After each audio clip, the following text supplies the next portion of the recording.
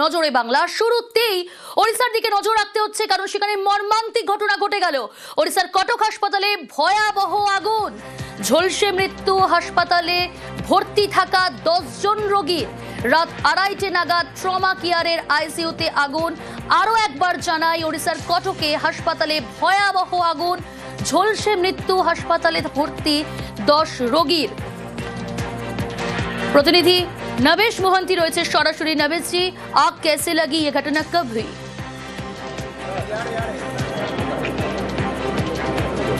देखिए, रात 2:30 बजे ये आग लगा और जो ट्रॉमा सेंटर था 4 मंजिला ये इमारत था, और उसके पहले मंजिल में ये आग, पहले तो धुआं नज़र आया और कुछ समय बाद धुआं आग में तब्दील हो गया, और देखते ही देखते आग पूरी जो फ्लोर है वहाँ पे फैल गया, जिसके वजह से जो मरीज वहाँ जिनका इलाज चल रहा था वो सब आग में झुलस गए। डेड बॉडी जिस हाल में अभी है उसको देखा नहीं जा रहा, क्योंकि पूरी तरह से काली पड़ गई हैं सब डेड बॉडीज। इससे ये अनुमान लगाया जा रहा है कि किस तरह का आगजनी वहाँ हुआ होगा। उसके बाद फिर अफरा तफरी हुआ, और जो फायर एक्सटिंग्विशर्स थे उनको भी इस्तेमाल किया गया, ये बोला जा रहा है, मगर किया गया या फिर नहीं ये तो इंक्वायरी के बाद ही पता चल पाएगा। अभी 10 लोगों की मौत हो चुकी है, उनके नाम और सब जो एड्रेसेस हैं वो भी सरकार की तरफ से उनको भी जारी कर दिया गया है। पोस्टमार्टम रूम के बाहर हम हैं, अभी 10 एम्बुलेंस उन डेड बॉडी को लेने के लिए तैयार हैं। एक के बाद एक डेड बॉडी का पोस्टमार्टम होगा, फिर उनके लिए जो मुआवजा की बात की गई है, सीएम ने भी जो घोषणा की है, हर एक मरीज जिनकी मौत हुई है 25 लाख का मुआवजा उनको मिलेगा। और इस बात की जुडिशियल इंक्वायरी की भी शुरू हो गई है। अभी नवेश जी, मैं आपसे जानना चाहूंगी, आग कैसे लगी? इंक्वायरी होगा। देखिए, अभी इस बात की कोई भी पुष्टि नहीं की जा रही है कि आग कैसे लगी, मगर एक बात बताया जा रहा है कि शायद शॉर्ट सर्किट की वजह से ये आग लगा होगा। और इस बात की ज़्यादा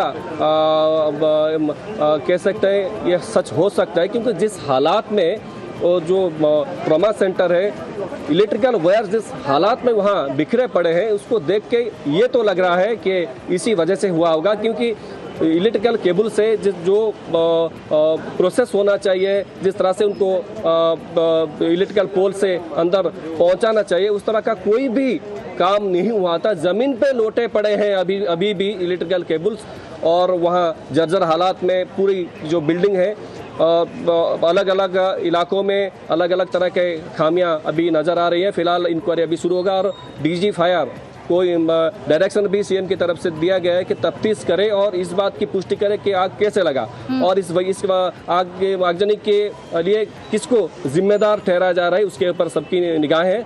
कठोर कार्रवाई होगा, सीएम ने इस बात की पुष्टि की है। मगर नवेश जी, अभी अस्पताल में हालत कैसी है?